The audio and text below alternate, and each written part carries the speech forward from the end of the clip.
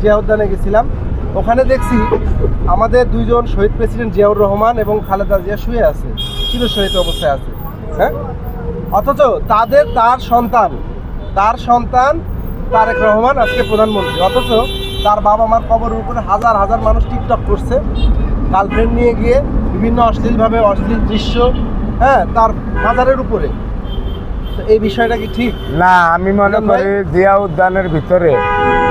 উদ্যানের ভিতরে কোনো এই ধরনের কথা মানে জিয়া উদ্যানের ভিতরে কোনো মানুষ ঢুকাই ঠিক না, এলিগে ঠিক না।